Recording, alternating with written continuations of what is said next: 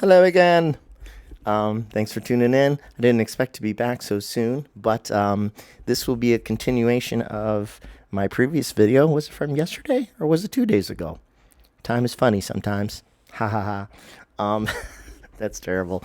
About Dolores Cannon in what I'm reading in her book, The Convoluted Universe, Book One. So I behaved myself and I went back and I started the book again from the beginning. So now I'm at chapter 3 because I think I jumped in originally in chapter 3 and read up to chapter 6, and that's where I was talking about yesterday or whatever the day before. And now I'm trying to read chronologically for as far as I get. And the reason I wanted to do another little video is because I came across another little nugget that reminded me of another dream I had, which I just thought was kind of interesting because it's like some of my dreams are getting echoed by things in the book, almost like a confirmation, or I hope. So see what you think of this. So in chapter 3, she's this is again interviews with people who, claim to have had previous lives during Atlantis and other periods of time, or during civilizations that also had alien visitors to Earth, supposedly, for different purposes, either to try to lift Earth, or in the case of the person interviewed in chapter 3, aliens who discovered, supposedly, that there is a common mineral in that's found in abundance on the Earth, and when you put it under extreme pressure, they have advanced technology for this. Apparently, the alien species do. When you put this powdery substance under extreme pressure, you can create sheets of the substance that they use for propulsion. And it's easy to store this powder. They don't make the sheets of it until they need to, because the sheets don't last as long as the powder itself. You can store the powder indefinitely, but once you crush it into this energy sheet, I guess, you got to use it within a relatively quick amount of time before it degrades. So what they're talking about in chapter 3 is how many alien species have discovered this as a propellant, and they come to Earth to barter for it. And so part of the reason they would be in contact with humans would be to get more of this substance and maybe to trade knowledge in exchange for it. So that's kind of interesting, right? Well, the part that ties into my dream, and I'm going to post this dream video below too. This is a dream I had 4 months ago. And in the dream, it was about, this was one of the trippier dreams that I've had in the past couple years. Very cosmic. I dreamt about the meeting of an intergalactic council in basically a secret dimension of space. They came in spaceships from all over the universe, and they parked their spaceships together in these beautiful geometric patterns. And when they met, it was actually in like a secret place, like I said, between dimensions, which is a wild thought.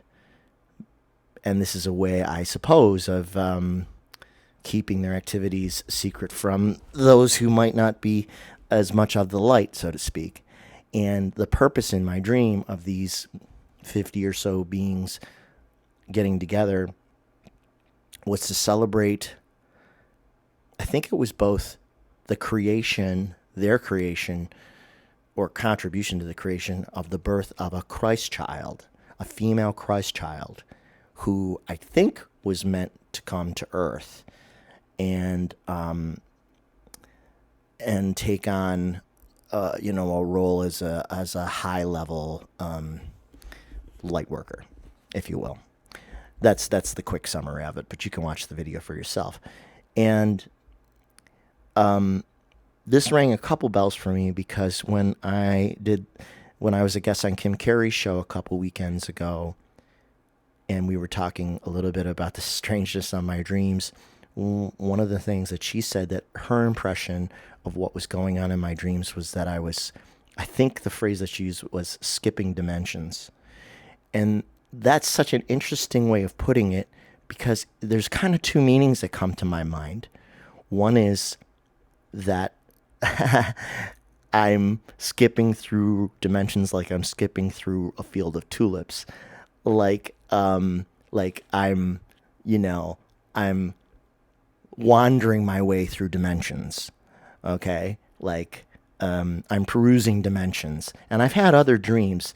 I'm thinking of another dream that I think is detailed in the new book, where I found myself in the wrong dimension and somebody tried to put me back into the correct dimension with a cosmic forklift.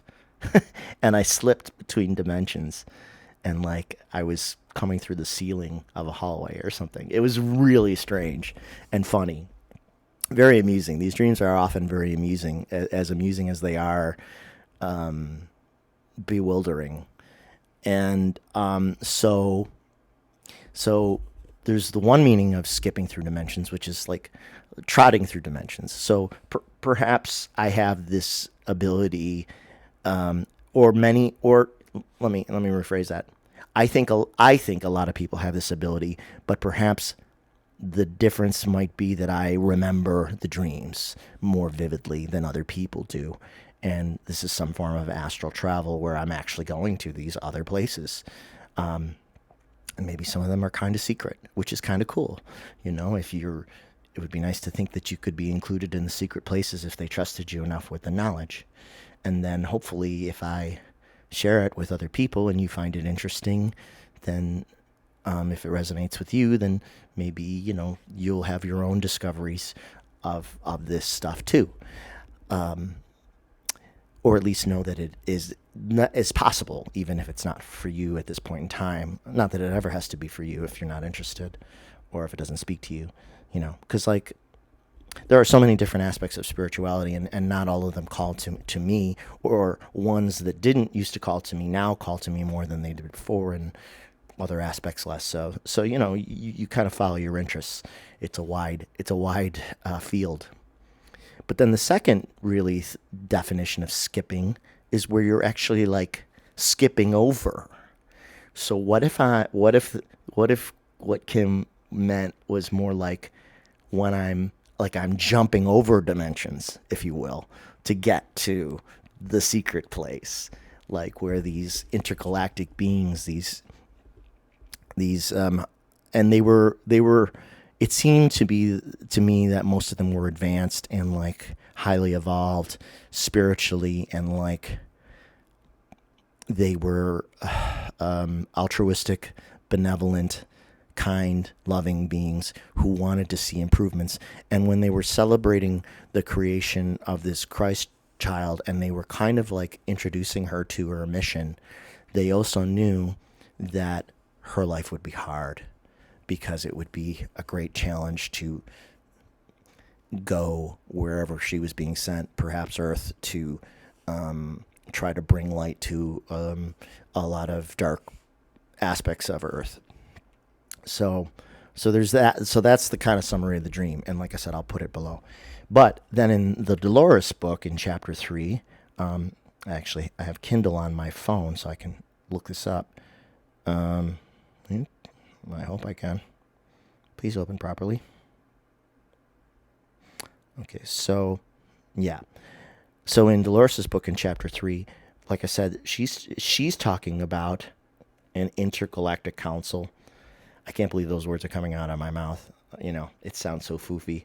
Intergalactic council that meets in a secret place that is not physical. It's extra dimensional, if you will.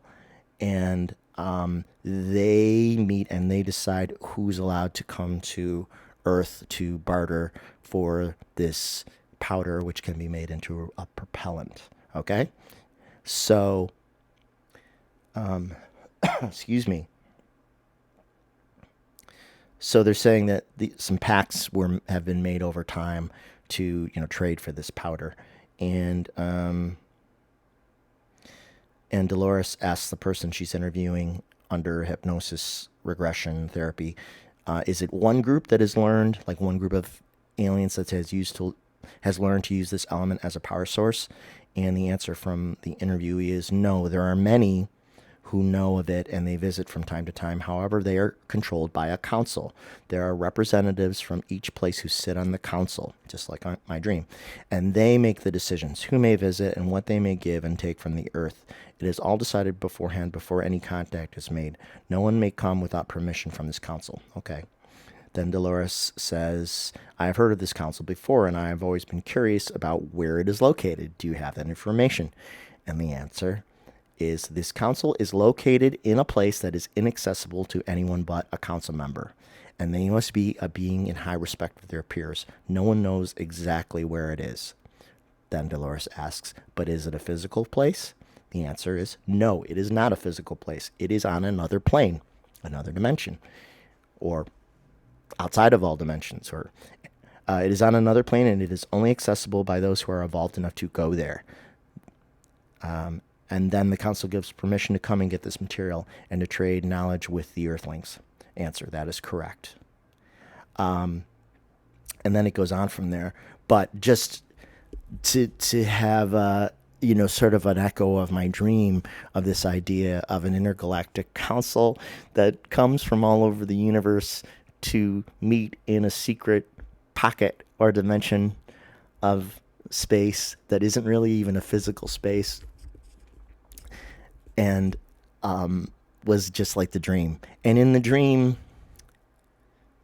and kind of in the other dream that I detailed in the previous video about stepping through the obelisk into the foundation, it was a space that seemed to be both infinite and limited in size at the same time. It's like you're in a space together, but you don't really have a strong sense of the walls, if there are even any walls at all. And you have more sense of the other presences than anything. And it's not as if you're floating. I mean, it seems like you're standing, but yet there really isn't a floor to speak of, or not a strongly defined floor. It's a very strange thing.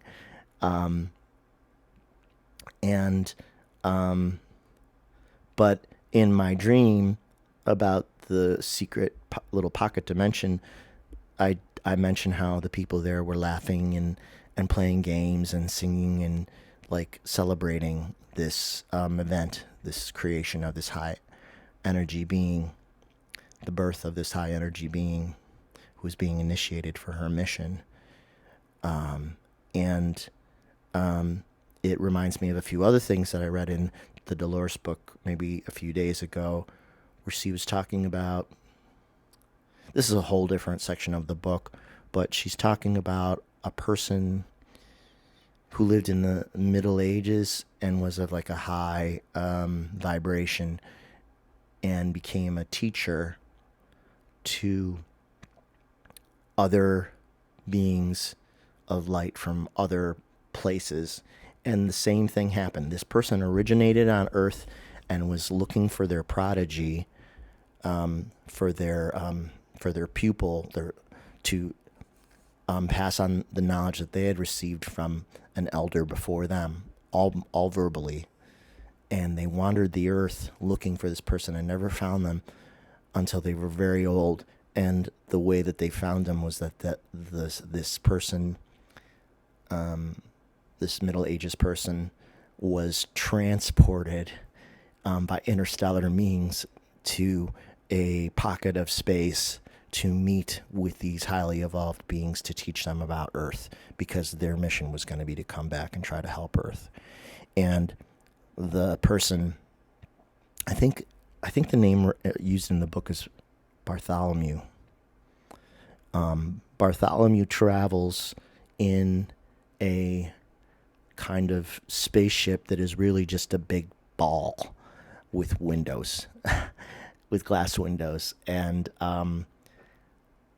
the way that Bartholomew gets into the ship is a messenger comes and asks him if he's ready to go and meet his pupils, and excuse me, he says yes, and they tell him to put on this like special spacesuit, silvery spacesuit that he describes in detail as being lightweight, but all silver and of one piece, and maybe even including the shoes, like it's all one piece, it's like a space onesie. And then Bartholomew perceives being in a beam of light that transports him into the spaceship, and as he's traveling through space, he has the feeling of movement. He has the feeling of movement and no movement at the same time, because looking out the window, there isn't very much to see. You might be aware that in our universe, the galaxies and solar systems are so far apart from each other that there is all this literally black space, the blackest space you can think of, even in between areas where there might not be a lot of starlight. And so if you traveled in a spaceship, if you were able to travel in a spaceship, maybe you can, maybe we can, you would see a hell of a lot of just darkness. And Bartholomew doesn't describe this in a negative way. He just says that that's how it is, and that occasionally you see like a black rock floating by because there isn't darkness to illuminate it, because there's always rocky masses floating everywhere in the universe, in between galaxies, in between solar systems, even in the vast emptiness of space. Space is mostly empty. So, so that's similar to all of this kind of stuff that I experienced that I was witnessed in my dream, because I was thinking, I didn't see how the Intergalactic Council got from their ships to the secret space in the dimensional fold, but I would imagine maybe they transported there in a beam of light, so it's getting very Star Trek-y. But what the hell, right? I mean, why not? I mean, we've gone this far. Why don't we just keep going further? And maybe this is all true, and maybe it's all a load of bunk. But why would I dream about it in such detail when these are things that I can't even really imagine when I'm awake? You know what I mean? Like, the dreams are more imaginative than I am, and I have a decent imagination, but the dreams go further than my imagination sometimes goes. So that leads me to believe that there's something to them. I think that's it. So this is kind of about the Intergalactic Council that's described in Dolores' book, and I thought it was an interesting callback to that dream from 4 months ago. So I'll keep reading, and I'll see if there's any other things that sort of pop out, and then maybe I'll come on. And otherwise, I hope you're well. Comments below are always most welcome. I love to hear what people think, or their own experiences, or their own reading. That just sort of expands what we might all, know, or try to know, or think we know, because it's all pretty mysterious. Okay, bye. Catch you soon. Take care.